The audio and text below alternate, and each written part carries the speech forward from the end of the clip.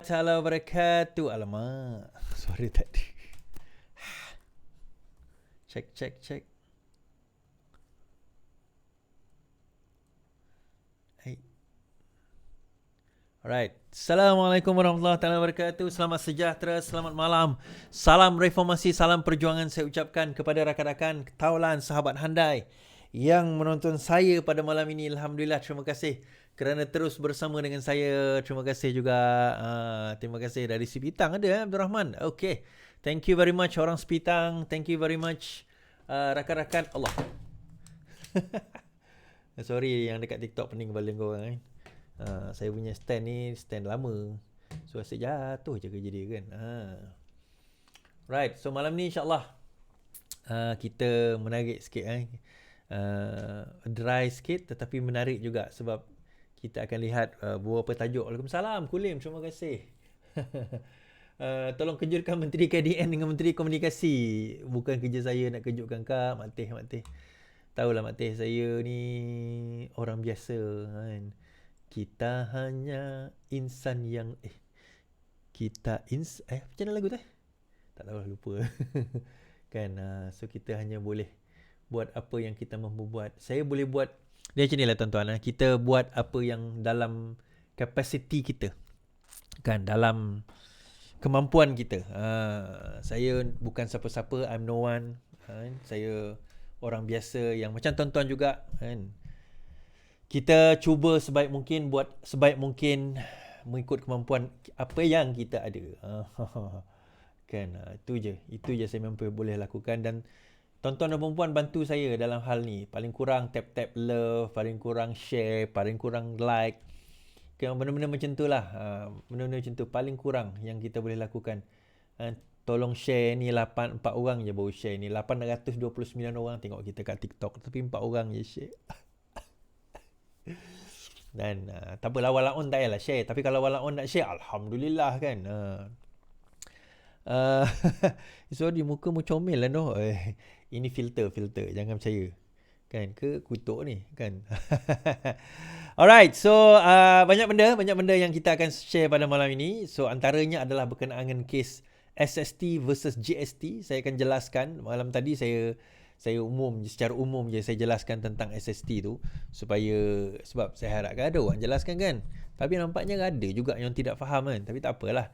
Mungkin dengan video penjelasan ini, lepas ini tuan-tuan ambil video ni, jawablah segala persoalan-persoalan yang ada. Dan most importantly adalah untuk kita nak kena faham dekat mana duit wang tersebut digunakan, dibelanjakan dan sebagainya. Baik.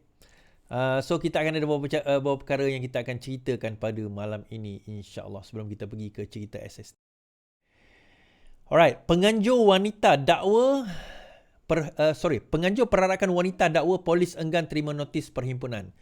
Jawatankuasa Penganjuran Women's March Malaysia 2024 mengecam polis yang didakwa enggan menerima notis yang dihantar melalui Akta Perhimpunan Aman 2012 untuk acara itu. Jawatankuasa itu berkata pihaknya telah berusaha 4 kali pada 2 dan 3 Mac untuk menyerahkan notis kepada polis tetapi gagal. Pada Jumaat 1 Mac, 3 percubaan dibuat untuk memberi makluman kepada polis berkenaan perarakan yang kami terima di Kuala Lumpur. Perjumpaan pertama dibuat oleh seorang ahli jawatankuasa pada pagi di IPD Dan Wangi. Dokumen kami dilihat oleh seorang pegawai di Dan Wangi namun dia enggan mengecop secara rasmi katanya. Pada hari yang sama, jawatankuasa WMMY lagi 2 lagi percubaan dibuat menerusi kurir yang diamanatkan kepada IBD Dan Wangi namun polis enggan menerima notis tersebut. Semalam pula mereka berkata peguam telah ke Bilang Polis Dan Wangi sekali lagi untuk menyerahkan notis itu tetapi juga tidak diterima. Jawatankuasa tersebut menegaskan perkara 10 Perlembagaan Persekutuan jelas menyatakan setiap warga ada hak terhadap kebebasan bersuara dan semua warga berhak untuk berhimpun. Jawatankuasa telah mencuba semua langkah untuk memaklumkan kepada pihak berkuasa bertanggungjawab dan mematuhi peraturan yang ditetapkan sebelum perarakan. Esok adalah hari terakhir untuk kami serahkan notis. Satu percubaan terakhir akan dibuat oleh kami dan peguam di IPD Dan Wangi. Permit tidak diperlukan untuk perhimpunan setelah Akta Perhimpunan 2012 diwartakan bagi mengganti Seksyen Akta Polis. Seksyen 91 mengatakan penganjur perlu memaklumkan pegawai bertanggungjawab dalam daerah polis di mana perhimpunan akan diadakan 5 hari sebelum perhimpunan tersebut diadakan. Saya tak faham sebenarnya kan, kenapa polis, kalau benar dakwaan Women's March tersebut, kenapa polis enggan terima notis yang diberikan. Bila notis tak diberikan secara cukup, penganjur ditahan, ditangkap, didakwa. Tetapi bila penganjur memberikan secara cukup, tak dilayan. Jadi yang mana satu ni sebenarnya? Macam inilah tuan-tuan. Mungkin, tak tahulah kan. Sebab dia kata 5 kali termasuk peguam sekali. Takkan peguam tak tahu undang-undang kan. Tugas polis mengikut Akta Perhimpunan Aman 2012 adalah untuk menerima dan menentukan laluan. Okey, dia bukan menentukan laluan. Laluan tu dah ditentukan. Tetapi kalau sekiranya laluan itu dianggap bercanggah dengan akta tersebut, maka polis boleh mencadangkan. Tetapi polis tidak boleh menghalang selagi cukup notis. Permit tidak diperlukan, dalam sebarang perhimpunan tidak diperlukan bagi mengadakan sebarang perarakan sedemikian. Permit tidak diperlukan, cukup dengan notis. Dia beza notis pemberi tahuan, polis aware. Permit, polis kena bagi kebenaran. Dalam Perhimpunan Aman 2012, polis tidak perlu, maksudnya peserta perarakan tidak perlu lagi mendapat permit daripada polis. Arti kata polis ada hak untuk mengatakan boleh ke tak boleh. Tak ada dah. Semua perhimpunan adalah boleh selagi mana ia mengikut peraturan-peraturan dan prosedur-prosedur yang telah ditetapkan. So dalam hal ini bagi saya, tolonglah polis bagi kerjasama kalau benar seperti dakwaan yang dikemukakan tersebut. It doesn't matter lah. Kita dalam negara kita sekarang ni, tolong. Akhirnya yang kena maki kerajaan juga. Yang kena maki kerajaan madani juga. Dikatakan tidak demokratik lah, itulah, inilah. Buat je lah. Apa isu dia sebenarnya? Itu perhimpunan wanita je. Perarakan bagi kaum wanita. Bagi je lah. Kan aku cakap sesuatu kan susah juga. So tak apalah, terima je lah. Kan, terima je. Okey. Terima saja. Apa yang susah sangat? Dia bukan perhimpunan politik. Dia bukan perarakan untuk nak merusuh. Dia perarakan untuk wanita. Just bagi laluan yang selamat je lah. Kan, bagi selamat saja. Sebab track record dia orang teruk sebab bawa agenda LGBT, Izzat Amir kata. Kalau siapa yang bawa agenda LGBT, tangkap yang bawa agenda LGBT tu. Tak payah batalkan perarakan tersebut. Ini satu lagi, LGBT ni tuan-tuan, dia tak pernah membela wanita pun. Kan? Geng-geng LGBT ni tak pernah membela wanita. Malah LGBT ni lah yang merosakkan wanita. Sebab apa? Sekarang ini, lelaki, wanita ni dibuat perarakan. Mempertahankan hak wanita daripada lelaki. Tahu tak macam mana lelaki, apa yang lelaki buat untuk masuk ke dalam encroaching the hak wanita tu? Dia menyamar jadi wanita. So dia jadi pondan. So kononnya dia adalah seorang wanita. Convenient tak? Lepas tu yang bestnya, wanita pun bersetuju, kita terima. Walhal dia lelaki jadi perempuan, engkau pun sama satu. Patutlah hak engkau daripada dulu tak habis-habis macam tu kan. Itulah dia. Malah nak marah bab ni lah, panjang lah ceritanya. Terutama geng-geng liberal yang tak faham benda ni. Sebenarnya benda itu merosakkan wanita lebih banyak daripada memberi kekuatan kepada wanita. Okay, habis sampai situ. Alright, habis dekat situ. Okay, menarik tuan-tuan. Anthony Loke mengumumkan baru-baru ini setelah 10 tahun MH370 hilang, misi baru cari MH30 kerajaan sedia jumpa Ocean Trinity. Menteri Pengangkutan Anthony Loke hari ini mengulangi komitmen kerajaan bagi memulakan semula operasi pencarian genap 10 tahun kehilangan misteri pesawat MH370. Secara spesifiknya, Loke berkata pihaknya akan mendapatkan persetujuan kabinet untuk kerajaan menandatangani kontrak baru dengan syarikat robotik marin berpangkalan di Amerika Syarikat, Ocean Trinity Limited.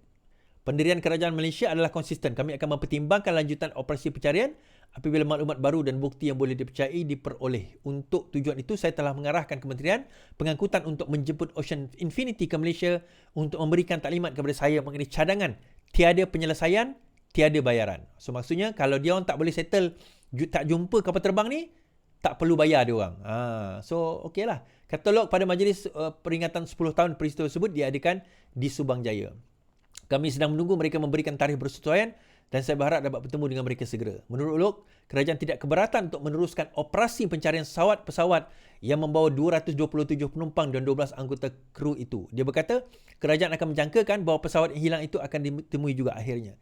Jika mereka dapat menemukan pesawat tersebut, kosnya adalah sesuatu yang ditanggung kerajaan, tambahnya. Acara peringkatan dan pameran turut mengumpulkan waris serta ahli keluarga yang berkongsi kenangan dan harapan mereka untuk masa hadapan. Okay, untuk masa hadapan.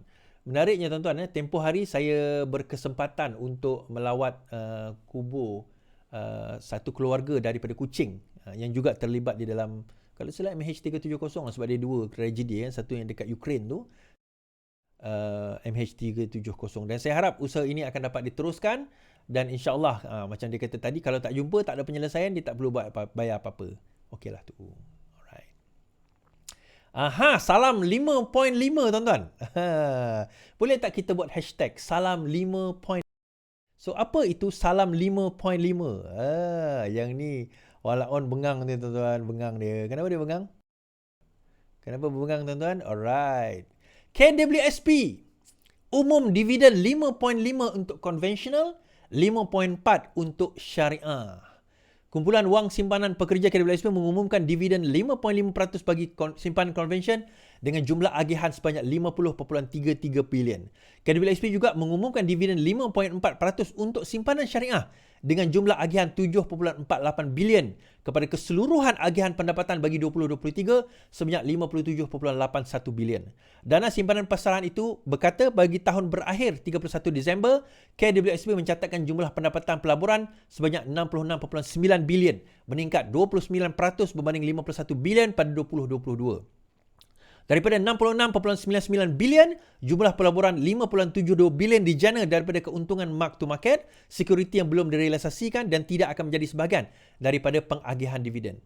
Adalah menjadi amalan berhemat KWSP membayar dividen hanya daripada pendapatan yang direalisasikan, katanya.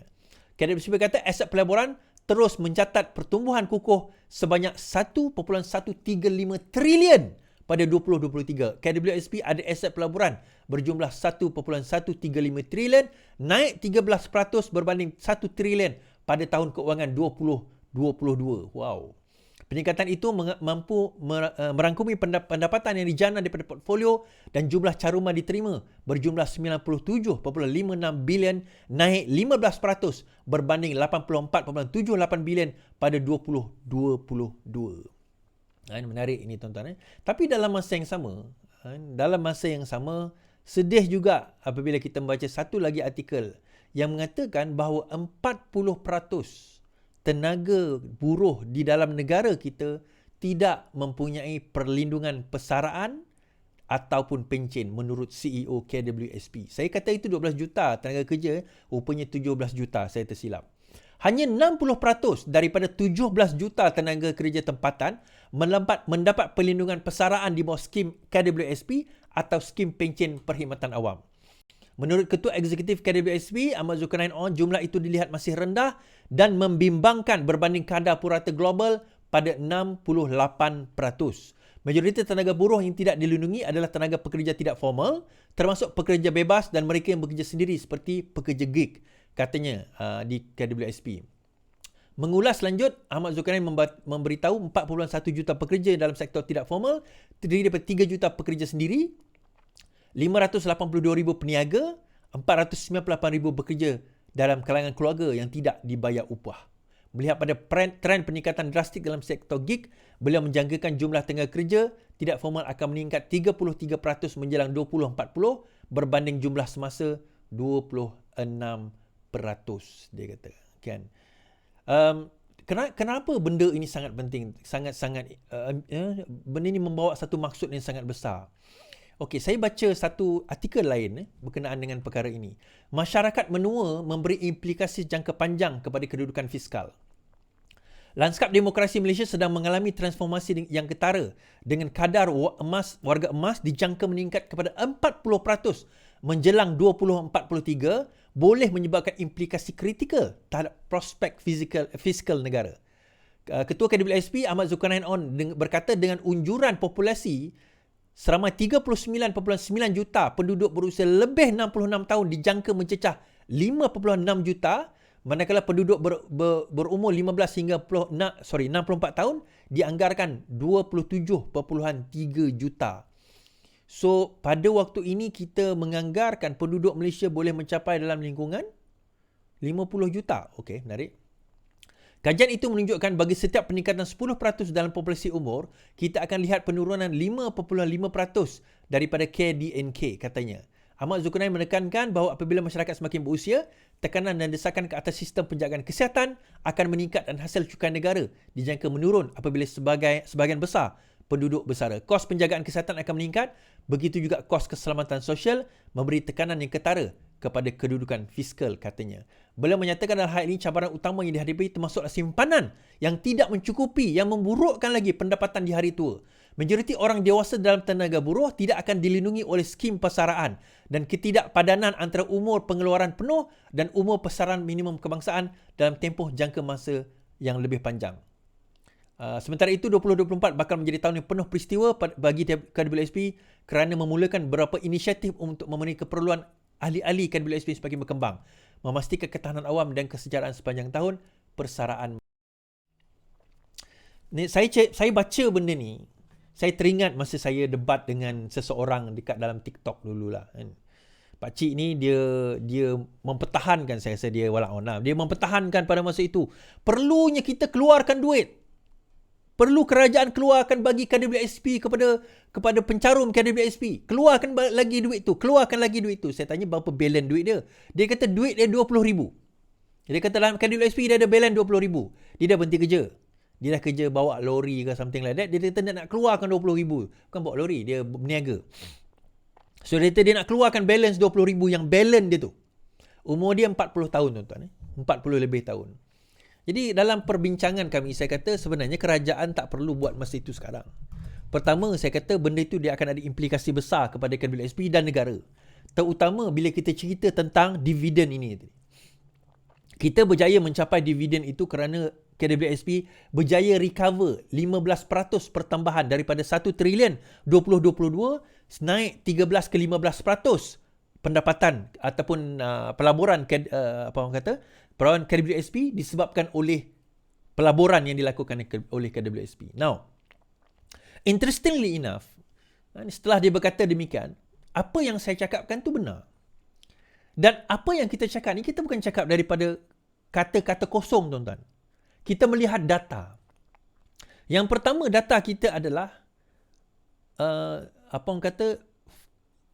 usia menua rakyat Malaysia ni semakin tinggi. Saya ingat dulu masa saya sekolah rendah, usia secara purata rakyat kita 60 lebih tahun. Saya ingat sebab atuk saya, dua-dua meninggal umur dia 60 lebih. Ada seorang dekat nak 70, seorang 60. 60 dia orang dah meninggal. Sebab tu saya ingat average pada tahun 80-an lebih kurang macam tu adalah lebih kurang 60 tahun. Nah, sekarang ini average ni adalah lebih kurang 70 tahun. Pada tahun 2040, dijangkakan purata rakyat Malaysia hidup adalah 80 tahun ke atas.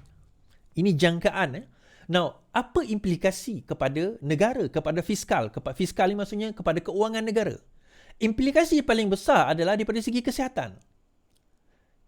Implikasi kedua terbesar adalah dari segi cukai. Apabila mereka mencapai lebih usia bersara 60 tahun ke atas, pada waktu itu mereka sudah tidak lagi bekerja. Bila mereka tidak bekerja, mereka tidak dicukaikan. Bila mereka tidak dicukaikan, pendapatan kepada negara berkurangan. Tetapi dahlah rakyat, termasuk saya lah ni, saya kata mereka tu saya lah, kan, tidak dicukaikan, kan tak boleh nak dicukai sebab tak bekerja dan sebagainya. Mungkin ada sebilangan yang masih buat bisnes dan bekerja tu ada cukai, tapi majoriti tak akan dicukaikan. Tapi dalam masa yang sama, kerajaan kena tanggung daripada segi apa, tuan-tuan? Daripada segi dia punya kesihatan. Daripada segi kesihatan, kita tak tahu 1 Mac ni bermula cukai gula, tax sugar tax bermula 1 Mac ni. Sugar tax ni, mana-mana produk yang mempunyai, kalau tak silap saya, lebih 30% cukai gula, maka produk itu akan dicukaikan. Makanan dan sebagainya akan dicukaikan. Sebab itu banyak sekarang ini menjual alternatif kepada gula. Kan? Dan saya insyaAllah antara yang akan mengeluarkan gula saya sendiri. Tapi itu nanti. Bukan produk ni, bukan produk yang stevia, bukan. Ada produk lain. Nanti kita akan kerjasama.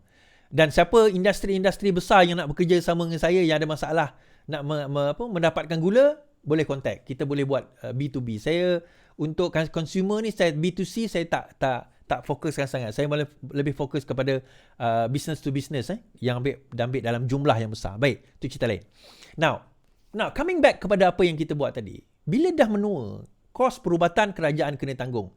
Dia tak bekerja, so dia tak bagi pendapatan kepada kerajaan. Ini yang berlaku dekat Jepun. Di mana akhirnya golongan muda ni terpaksa menanggung. Dan sama juga saya sebut tentang akta pencen, tentang pencen tempoh hari. Bagaimana pada tahun 2040 nanti kerajaan kena menanggung 140 bilion untuk membayar pencen saja kerana usia makin orang kata makin tua, makin panjang.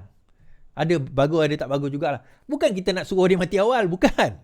Tetapi itu hakikat yang kita kena fikirkan sebagai kerajaan. Kerajaan dah kena fikir, so bagaimana? Sebab itu kita ada skim KWSP ni. Saya baru borak dengan kawan saya, Bang Man, Abang Azman, masa dekat airport tempoh hari. Saya borak dengan dia. Saya tanya, Bang Man ada berapa dalam akaun KWSP? Dia akan bersara tahun ini. Umur dia 55 tahun ini. 55 tahun ini. Dia kata, dia ada 200,000. Okay? Dan dia dapat pencen ilat lah. Dia dapat 1,500 setiap bulan daripada SOKSO kerana ilat lah, ada pencen ilat. So saya tanya dengan dia, Abang Man, saja saya nak test dia. Apa Abang Man akan buat bila boleh keluar dia punya KWSP tahun ini? Apa Abang Man akan buat? Tahu tak, saya terkejut dia punya mentality dia tentang duit. Dia kata, saya tak akan keluarkan 200,000 tu. Saya dah jumpa KWSP, saya dah tanya KWSP dan KWSP benarkan saya simpan duit tersebut sehingga umur saya 70 tahun dan saya hanya akan keluarkan setahun RM6,000. Saya kata, kenapa RM6,000 bang? Okey. Dia kata, saya dapat pencen ilat RM1,500. RM6,000 kalau bagi 12, 500. So 500 dengan 1,500, saya dapat 2,000. So setiap bulan saya dah dapat 2,000. Rumah saya tak payah bayar. Kereta saya tak payah bayar. Saya dah ada kereta, saya dah ada rumah yang tak payah bayar. Saya 2,000 tu untuk makan minum je lah, dia kata. Okay, interesting. Tapi dalam masa yang sama, dia kata, tak ramai yang tahu, di dalam KWSP ni banyak package-package yang sebenarnya kita boleh tanya. Tentang pencen, tentang dia banyak pencen, apa orang kata, insentif di dalam KWSP yang kita tak boleh tak tanya. Kemudian saya kata, bang, saya calculate. Katakanlah abang ada 200,000. Sorry, bukan 200,000, 150,000. Dia punya akaun dia ada 150,000. Kata abang ada 150,000 sekarang ini. Dalam tempoh 25 tahun, umur abang 80, kalau abang tak keluarkan, saya kata, abang akan ada pada umur abang 80 nanti, kalau tak keluar, saya kira 650,000. Dia kata, ya betul Is. Ya. Saya calculate, kalau abang tak keluar lah. Kalau abang keluar 6,000 tu, saya calculate mungkin abang akan dapat lebih kurang dalam 400,000 by the time umur abang 80 tahun. Dia bijak. So, 400,000. Apa nak guna umur dah 80? Okay, kita ingat tadi umur dia 80, dia mungkin sakit. Dia mungkin ada penyakit dan sebagainya, mungkin nak kena jaga. Dia ada 400,000. Dia ada 400,000, dia tak payah susahkan anak-anak dia. Itu yang pertama. Kedua, katakanlah dia tak sakit. Kan ditakdirkan dia pergi dengan baik. Minta maaf Aman dia tengok saya punya live ni. At least dia boleh wariskan dengan anak dia 400,000 cash, tuan-tuan. Bukannya harta, rumah dan sebagainya, bukannya. Bukan, harta. Kami kat Sarawak ni, kami punya hibah dia lain berbanding dengan Semenanjung. Hibah kami kat Sarawak lain berbanding kat Semenanjung. Wasiat kami pun lain berbanding Semenanjung. Undang-undang kami berbeza. Tetapi sekurang-kurangnya, dia boleh tinggalkan 400,000 kalau dia simpan KWSP tu biar. Dia tak keluar habis. Saya kata, okay, kenapa abang tak keluarkan habis? Dia kata, aku nak keluar buat apa? Aku bukan buat bisnes. Aku tak perlu nak renovate rumah ni buat apa? Dia kata, rumah aku dah okey. Cukup apa yang ada. So, akhirnya dia kata dia boleh datang dengan 2,000 ke 2,500 sebulan. Okey lah duduk kat kampung. Itu dia. Sebab dulu dia kerja dia, gaji dia tak besar. Okey. Tapi tuan-tuan, sekarang ini starting pun mungkin yang mana yang corporate dan sebagainya. Tuan-tuan, jangan terkejut kalau dalam akaun tuan-tuan mana yang gaji 4,000 ke atas, 5,000 ke atas. Simpanan tuan-tuan, kalau tuan-tuan pergi cek, tak lari 800, 600 ribu ada dalam akaun KWSP. Kalau tuan-tuan bekerja lebih daripada 10 tahun. Tak percaya pergi cek. Tak percaya pergi cek. Kan? Seronok tuan-tuan kalau pergi cek. Ada rupanya. Pergi cek. Sebab tu saya kata simpanan hari tua ni sangat penting. Ingat tak dulu simpanan hari tua. Kenapa? Sebab bila hari tua nanti, kita tak boleh pergi jauh tuan-tuan. Kita tak boleh pergi mana-mana. You know what I mean tak? Maksudnya daripada segi kerja kita tak boleh bekerja, kita tak boleh buat benda-benda yang tak sepatutnya lah. Sebab kita dah tua. Membawa saya kepada point saya kan, berkenaan dengan kenyataan baru-baru ini daripada Code Blue. Kan, Code Blue mengatakan saya terlambat untuk ulas isu ni sebab saya tunggu kenyataan. Rupanya dah keluar bulan Februari, itu saya termiss. Code Blue mengatakan bahawa ada seorang penjawat awam yang telah dikeluarkan daripada IJN kerana kerajaan nak jimat, maka dibuang daripada IJN. Dia kata, padahal dia dah 20 tahun pergi dekat IJN tu. That's my point tadi. That's my point. Dia pesara, dia kata 20 tahun dia dekat IJN. Tiba-tiba dia kena buang. Tak boleh masuk IJN dah. Dia kata, ini adalah satu penindasan sebab nak jimat dan sebagainya. Baik. Pertama, memang betul nak jimat. Tapi kedua, sebenarnya kita nak memberikan hak yang betul kepada orang yang betul-betul memerlukan. Oh, jadi kau kata pakcik tu tak perlu kan, Is? Okey. Code Blue tak nyatakan benda ni. Dia dinafikan pergi ke IJN. Tapi adakah dia tidak diberikan perkhidmatan lain di hospital yang lain? Hospital kerajaan yang lain? Adakah IJN saja yang ada kepakaran tersebut? Dia kata pakar tersebut hanya ada di IJN. Iyalah pakcik tu cakap. Macam mana pakcik tu tahu? Takkan setiap pakar nak cerita dia punya kepakaran dia. Kan? Adalah dia punya, masing-masing doktor ni walaupun dia ada subspecialist dalam certain area, tetapi bukan subspecialist tu akan tengok benda itu pada setiap masa. Dan akhirnya Dr. discharge penjawat awam, pesara stabil supaya yang lebih serius dapat ke IJN. Menteri Kesihatan Dr. Zulkifli menafikan dakwaan kononnya IJN telah mendischarge keluar semua penjawat awam dan pesara sebagai sebahagian daripada langkah mengurangkan kos. Semalam, portal berita kesihatan Code Blue menerbitkan surat daripada seorang pesara yang tidak dinamakan yang mendakwa dikeluarkan dari IJN setelah menerima penjagaan rapi. Penulis mendakwa dia diberitahu oleh doktor di institusi jantung itu bahawa mereka mengikut arahan Kementerian Kesihatan supaya penjawat awam dan pesara dibenarkan keluar ke pusat jantung kerajaan. Ini bukan kali pertama. Dan yang terakhir, saya akan memberikan respon kepada isu berulang ini. IJN dan KKM telah pun mempunyai hubungan kerja yang baik walaupun selepas pengkorporatan IJN. Sejak sekian lama, KKM telah merujuk kes-kes kompleks dan pesakit jantung kritikal ke IJN dan terutamanya untuk mengurangkan kesesakan dan masa menunggu yang lama pusat jantung KKM, contohnya di Serdang.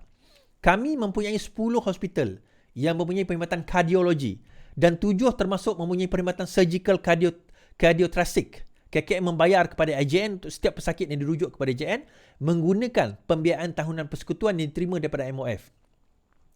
Justru katanya, bagi memastikan lebih ramai pesakit boleh dirujuk ke IJN, pesakit dibenarkan discharge setelah keadaan yang stabil ke pusat jantung KKM yang lain. Dr. Zul juga melampirkan kenyataan KKM dalam hantarannya menjelaskan bahawa pesakit yang dirujuk tersebut terus dipantau selama 6 bulan hingga 1 tahun jika mereka adalah dewasa dan 1 hingga 2 tahun jika mereka adalah kanak-kanak. Pendekatan strategi ini membolehkan kira-kira 4,000 pesakit baru dirujuk ke IJN setiap tahun dan memaksimumkan keberkesanan kos. Menteri juga menjaminan pusat jantung KKM diurus oleh pakar kardiologi dan pakar bedah kardiothoracic yang bereputasi dan bertauliah. Yang penting, KKM akan terus memastikan penjagaan dan keselamatan. Baik. Pertama sekali, IJN tu milik siapa? IJN ini milik sebuah syarikat yang dimiliki oleh MOF, 100%. Cuma, IJN beroperasi sebagai satu badan corporate. Erti kata charges dia bukan charge hospital kerajaan. Charges IJN bukan charge hospital kerajaan. Charge dia, charge hospital biasa. Erti kata kalau open heart surgery 60,000, 80,000, 100,000 dan sebagainya. Kalau stand 20,000, 30,000, itu normal. Okay? So, dia akan operate macam biasa. Cuma, kelebihan IJN adalah mereka, kerana dana yang dia ada, itu mereka boleh hire subspecialist, specialist dan subspecialist. Pakar dan juga sub-sub pakar yang lebih, yang lebih pakar lah, kita kata kan, di dalam IJN. Itu kelebihan yang mereka ada. Baik. Namun begitu, kita kena faham bahawa bila contohnya macam pesara itu, dia dah dibedah, okay, dia dah melalui operasi dan sebagainya, so dia tak perlu lagi pergi kepada IJN yang IJN tu. Dia akan dihantar ke hospital KKM biasa yang Dr. Zul sebut tadi. Ada 10 hospital yang ada cardiologist. Okay, di negara kita ada pakar-pakar tersebut. Di mana dia pemantauan dewasa ni 6 bulan sehingga ke setahun. So, dia ada proses pemantauan tersebut. Okay. So, proses pemantauan ini pun, kadang yang jaga ataupun yang pantau tu pun, bukannya doktor-doktor biasa juga, kardiologis juga. Dan mereka berinteraksi dengan IJN kalau sekiranya ada complication. Kalau kita tahu, takkan kita nak terangkan semua prosedur-prosedur di dalam hospital, tetapi itu yang berlaku lah. So, why is that important? Kenapa perkara ini important? So that, bila kita dah discharge kan, mereka yang daripada IJN, so ada ruang baru untuk pesakit baru pula masuk. Kalau tidak, nak kena queue dekat IJN tu sampai 2-3 bulan. So, dah baik, dah elok, dah bedah sebagainya, maka diturunkanlah ke ward biasa, which is ke hospital biasa. Fair lah perkara tersebut. Dan ini dijawab juga oleh KJ. KJ juga. IJN discharge penjawat awam, Khairi setuju penjelasan KKM. Bekas Menteri Kesihatan Khairi setuju dengan penjelasan KKM berhubung isu penyakit jantung yang dikeluarkan atau discharge dari IJN untuk dihantar ke rawatan pusat jantung di hospital kerajaan. Menerusi rakaman podcast Keluar Sekejap, Khairi berkata pesakit yang berada dalam keadaan stabil akan di-discharge dari IJN untuk rawatan susulan di hospital kerajaan. Apa yang KKM menjelaskan ialah apabila mereka iaitu pesakit berada dalam keadaan stabil, pesakit akan di-discharge untuk dihantar kepada hospital kerajaan. Kita fahamlah, mungkin kos di IJN ni agak tinggi. Apabila sudah stabil, doktor atau pakar kardiologi yakin pesakit itu boleh dirawat di hospital lain, maka mereka dihantar untuk diletakkan di bawah penjagaan hospital kerajaan. Saya rasa okeylah jawab KJ dalam isu tersebut. Sebab apa tuan-tuan, dalam kes pesara-pesara awam ni, bila mereka dihantar ke IJN, dia nampak murah lah sebab yang membayar kos tersebut adalah MOF, adalah kerajaan. So, bila mereka dah melalui proses yang sepatutnya, prosedur yang sepatutnya, maka mereka di-discharge ke hospital biasa supaya boleh, orang kata apa, murah lah lagi kos dia yang pertama. Kedua, daripada segi, orang kata mereka berada di situ sebagai pemantauan. Dia bukan lagi nak bedah atau sewaktu dengannya. Mereka dah dipantau. So that pesakit baru pula boleh kita bawa masuk ke dalam IJN. Dan bagi saya itu fair. Kan, itu fair. Bagi saya that's fair. Tapi balik juga kepada isu, kepada cerita KWSP tadi. This is what I mean. Now, open heart surgery saja tuan-tuan. Tuan-tuan boleh betulkan kalau saya silap lah. Yang mana open heart 60,000 to 100,000 tak lagi. Kalau tebuk tu bolehlah murah sikit. Kalau stand mungkin dalam 15,000, 20,000 satu stand. Kan? Itu kos. Belum kita cerita hospitalization, belum kita cerita, sebab itu sementara kita muda ni, yang pertama, jangan ambil gula atau ambil alternatif kepada gula. Yang kedua, dah berhenti merokok. Ini saya nak cerita menurut kajian, siapa yang berbawah 35 tahun yang berhenti merokok, risiko untuk sakit jantung dan juga kanser semakin drastik berkurangan. Atas 35 ni payah sikit, tapi bukan kata mustahil, payah sikit. Tetapi cubalah berhenti. Kan? Kalau tak boleh juga berhenti, klinik-klinik kesihatan di tempat kita ada menawarkan pakej berhenti merokok. Tuan-tuan bolehlah pergi, tuan-tuan perempuan boleh pergi dan dan go for it lah. Satu lagi antara pembunuh terbesar di dalam negara kita di kalangan wanita sekarang ini, the number one killer is no longer cancer. It's actually jantung. Actually sakit jantung. So quite alarming juga even untuk wanita sekalipun. So alarming untuk wanita. Okay. Alright, semalam saya cerita pasal Fahmi Rafidah marah Fahmi kan. Dia kata akaun Facebook dia di-skat. Kemudian Johan Jaafar pun kata Fahmi patut minta maaf. Saya kata sebenarnya Fahmi tak ada kena-mengena.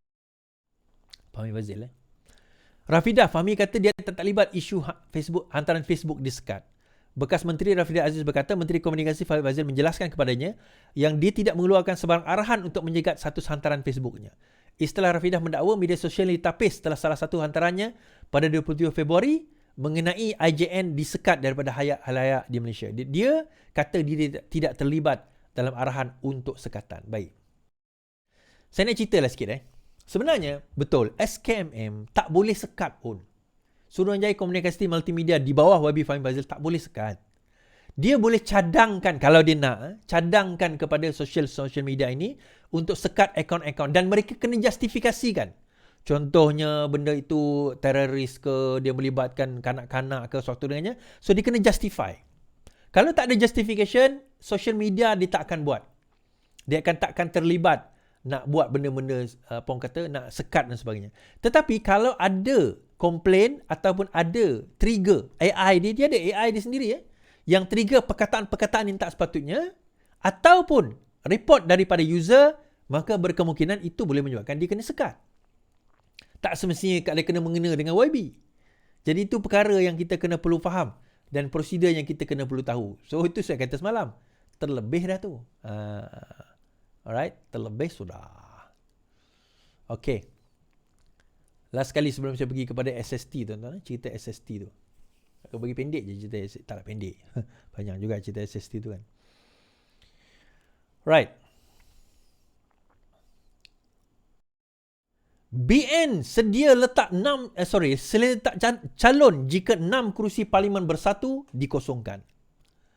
Barisan Nasional pada hari ini mengumumkan bersedia meletak calon bagi merebut kembali kerusi di sandang ahli parlimen bersatu sekiranya pengosongan 6 kerusi berkenaan berlaku. Pengerusinya Datuk Seri Ahmad Zahid juga Timbalan Menteri berkata, Perdana Menteri berkata sebelum ini kerusi-kerusi itu disandang oleh ahli parlimen daripada BN. Kita akan mengadakan rundingan dengan kepimpinan Kerajaan Perpaduan untuk menentukan jika ada pengosongan kerusi itu. Pasti perundingan untuk mendapatkan semula kerusi tersebut akan memberi utamaan kepada calon UMNO dan BN, katanya. So, 6 calon tersebut daripada Kuala Kangsar, Labuan, Bukit Gantang, Jeli, Tanjung Karang dan juga Gua Musang. Bagaimanapun, Ahmad Zahid juga Menteri Kemajuan Desa dan Wilayah berkata, beliau percaya peraturan Parlimen dan Perlembagaan Persekutuan tidak memperuntukkan ahli Parlimen Bersatu berkenaan boleh dikosongkan biarpun terdapat usaha daripada Bersatu supaya ia berlaku. Beliau berkata pindaan yang dilakukan Bersatu nampaknya seperti satu pembalasan kepada tindakan daripada pemimpinnya yang membawa masuk ahli Parlimen UMNO untuk menyertai parti berkenaan. Kini tanpa sebarang usaha pun daripada pihak UMNO dan BN, kita lihat 6 orang daripadanya telah menyokong Perdana Menteri. Okay. Dan Bukit Gantang mengatakan hari ini MP Bersatu terus sokong PM Sorong Anwar. ROS belum tentu lulus pindaan parti. Ahli Parlimen Bukit Gantang, Syed Hussein berkata tetap tidak berbelah bahagi dalam menyokong PMX dan berkata ahli Parlimen Bersatu yang lain juga tidak perlu takut. Dia berkata peraturan baru Bersatu, dia kata peraturan Bersatu untuk menghalang wakil rakyat parti itu berpaling tadah dengan menukar sokongan sebenarnya tidak boleh menghalang ahli Parlimen Bersatu daripada menyokong Anwar. Saya menyeru ahli Parlimen Bersatu yang ada rancangan atau niat untuk bantu kawasan masing-masing, beri sokongan kepada PMX. Teruskan. Pindaan ini tidak boleh halang sokongan kepada PMX.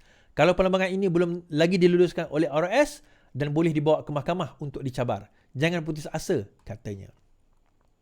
Saya dah sebut semalam bahawa even katakanlah pindaan tersebut berlaku, sebenarnya belum tentu daripada segi undang-undangnya bahawa ke-6 kerusi tersebut boleh dikosongkan. Ini berterima kasih juga kepada apa yang berlaku dan dilakukan oleh dilakukan oleh Bersatu sendiri. Undang-undang anti-lompat parti itu dibuat oleh Bersatu, dia tinggalkan loophole atau lakuna atau kekosongan itu. Tujuan dia adalah supaya pada PRU ke-15 penyokong-penyokong UMNO Pakatan Harapan boleh sokong mereka kalau tak cukup kerusi. Tetapi mereka lupa benda itu boleh makan diri. Sekarang ini, keris, senjata sudah makan tuan. So, kalau dia buat pindaan tersebut, adakah terus gugur ke 6-6? Tak semestinya. Sebab mereka bawa perkara itu ke mahkamah. Dan bagi saya, pendapat saya, Tan Sri Jo akan cakap, kita tunggu keputusan mahkamah lah. Benda itu boleh pergi dilihat ke hadapan. Mungkin boleh apply kepada yang akan datang, yang nak lompat akan datang. Yang nak lompat akan datang boleh. Tapi yang sudah melompat, mungkin tak boleh apply. Jadi nasihat saya kepada penyokong ataupun ahli parlimen Bersatu, sila sokong PMX sekarang. Ni promosi sebelum benda itu diluluskan, nyatakan sokongan anda kepada PMX sekarang sebelum tamat tempohnya. Kan? Sebelum tamat tempohnya, nyatakan sokongan anda kepada PMX sekarang. Walaupun kita tak perlukan sokongan anda, tapi why not? Come on. Nyatakan sokongan. Teruskan. Alright, menarik tuan-tuan. Menarik. Yes, itu dia pengkhianat akan dikhianati. Ya. Alright. Habis kat situ. Saya, yang ni terakhir ni saya nak buat cerita tentang SST tuan-tuan. Saya nak buat cerita tentang SST. Baik. Baru-baru ini kerajaan mengumumkan kenaikan SST ataupun cukai Sales and Service Tax kepada 8%. Terus semua orang assume, semua ni saya masukkan walaon lah, assume dan juga buat video. Tengok ini, semua barang akan naik kepada 8%. Kan? Barang akan mahal. Habislah kita. Semalam tadi ada orang buat TikTok, harga ayam sama je. Kenapa? Kenapa harga ayam sama je? Kenapa tak ada perubahan? Apa yang berlaku ni? Apa sebenarnya SST? Tu saya kata orang yang cakap tu pun dia tak reti, tapi dalam masa sama kita pun yang nak buat SST ni pun tak pandai nak menjelaskan apa itu SST. Itu masalah juga. Tahun 2014 dahulu saya adalah antara yang berceramah tentang apa itu GST. Okay. Alright. Now, kita kena faham ini dahulu. Pelaksanaan 8% itu hanya untuk service tax. SST ada dua elemen. Satu sales, satu service. Sales tu jualan. Service tu adalah perkhidmatan. So 8% ini hanya apply kepada service. Sales tak apply. Kerana apa? Sebab sales dia ada dua. Sales dia ada tax daripada 5% sehingga 10%. Kalau 8% turunlah maksudnya. So sales tak apply. Okay. Prinsip yang kedua kita kena faham adalah di dalam Sales Act, semua perkara di dalam jualan yang melibatkan jualan produk adalah taxable, melainkan yang dicukai, yang dikecualikan oleh akta. Okay, saya ulang. Semua perkara adalah boleh cukai yang dalam jualan, melainkan barang-barang produk, melainkan yang dikecualikan oleh akta. Tetapi di dalam di dalam Service Act, di dalam akta perkhidmatan, semua perkhidmatan tidak ada cukai, melainkan yang disenaraikan oleh akta. So dia terbalik. Dalam sales tadi semua dicukaikan, kecuali yang dikecualikan. Tetapi dalam servis semua tak ada cukai, kecuali yang disenaraikan. Sebelum ini, cukai servis tu ada yang dah 6%. So bila dia naik 8, dia bukan naik 8%, dia naik 2%. Dan bukan pada semua servis. Bukan pada semua servis. Kita tengok. Alright, apa yang anda perlu tahu? Saya kata dia SST, Sales and Service Tax. Kita ada Service Tax 2018, Sales Tax 2018. Alright. Now, Section 8. Sekejap, saya besarkan benda ni.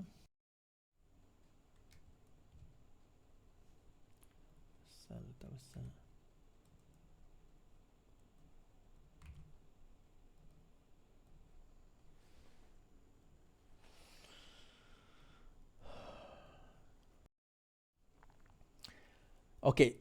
Dalam Section 8, Sales Tax, a tax to be known as sales tax shall be charged and levied on all taxable goods. Okay. What products are exempt? Apa benda yang tak taxable?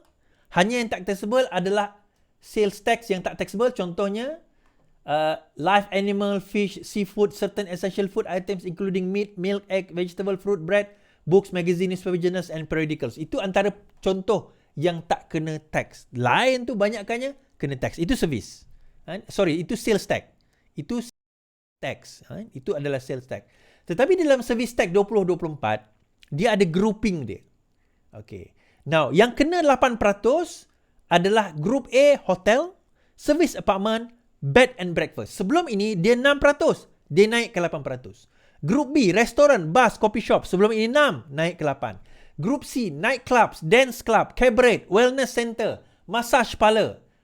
Kemudian dia nak propose kepada karaoke center. Yang ni naik 8%. Yang ni new tax. Yang ni sebelum ini tak ada tax, sekarang ni ada tax. Alright. Group D, private club, clubhouse, membership, profession, class. Itu 8%. Group E, golf course, golf driving range. Kenapa nak kena golf driving range ni is? Biasanya yang mainnya orang kaya. Sebelum ni tak ada tax, sekarang kita taxkan. Group F, lottery, gambling machine, game of chance. Kenapa tuan-tuan? Sebab sebelum ini tak ada tax. Atau 6%, saya tak ingat. So naikkan tax untuk mengurangkan orang daripada pergi berjudi secara legal. Grup G, okay, yang ni semua profesional lah. Legislation, accounting, assessment, engineering, architecture, consulting, training. Ini semua kalau tak silap saya sebelum ini 6%. Kalau tak silap saya. Sekarang ini ditingkatkan kepada 8%, naik 2%. Credit card service, RM25 setahun, 8%. Kemudian takaful, telecommunication, semua. Kecuali space provider, parking vehicle, food and beverage, itu 6% remain. Okay. Kemudian ada expansion juga kepada brokerage, underwriting, sebagainya. Electricity hanya untuk penggunaan 600 kWh ke atas. Baru dia kena tax. 600 kWh ke atas. Kalau tuan-tuan tak guna lebih kurang dalam RM700, RM800 kot penggunaan sebulan. Kalau tuan-tuan tak guna itu, tak payah risau. Kemudian logistic service. Okay, yang ni logistic service ni. Alright. Logistic service. Okay, saya nak cerita logistic. Yang ini termasuk Lazada, Shopee dan sewaktu dengannya. Okay. Habislah barang-barang kita dalam Lazada, dalam Shopee ni semua mahal lepas ini, tuan-tuan. Saya kata tadi ini sales tax ke ini service tax? Saya kata tadi ini sales tax ke ini service tax? Ini adalah service tax. So yang ini 6% hanya untuk penghantaran. Bukan, 8% untuk penghantaran. Bukan untuk produk. Produk tak tax dia sebagaimana yang sebelum ini kalau ada. LGV dan sebagainya. Kalau ada, sebagaimana yang sebelum ini. Penghantaran itu. So, katakanlah penghantaran itu RM5. Okay. Kalau 10%, 50 sen. So, kalau RM5, 10%, so dia lebih kurang dalam 40 something sen. 40 sen kenaikan dia. So, kena tambah RM5, 40 sen. Itulah jumlah tax yang tuan-tuan kena bayar. Hanya untuk warehouse, penghantaran, shipping, itu sahaja. Produk tak terlibat. Now, ada yang bising juga. Kenapa benda ni perlu ada is? Tuan-tuan, duit tu nak pergi ke mana?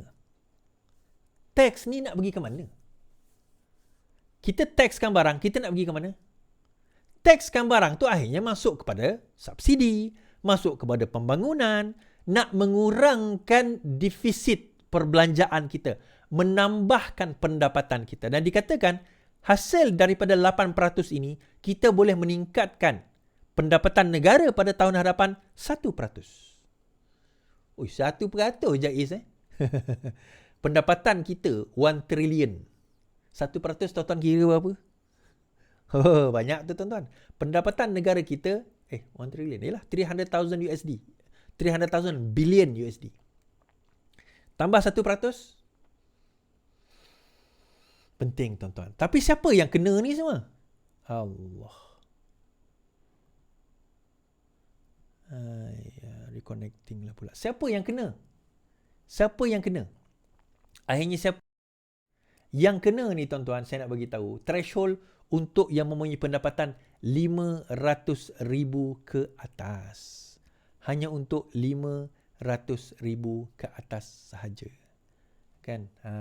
500,000 ke atas sahaja. So, yang bawah 500,000 pendapatan, threshold 500,000 tidak perlu. Hanya yang 500,000 pendapatan ke atas. The threshold for total amount taxable service is set at 500,000 and above. Registration is required for all. So kena apa orang kata, kena ni juga. Perlu juga untuk nak register, tetapi bila pendapatan 500,000 barulah dikatakan apa orang kata benda itu terlaksana. Baik, itu saja daripada saya, insya-Allah. Terima kasih saya ucapkan kepada yang menonton.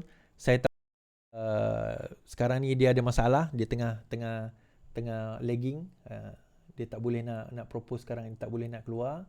Tak apa, dia dah out dah. Tak apa, video ni saya akan keluarkan nanti. Yang penting tuan-tuan, selamat malam, selamat beristirahat. Yang penting lawan tetap lawan.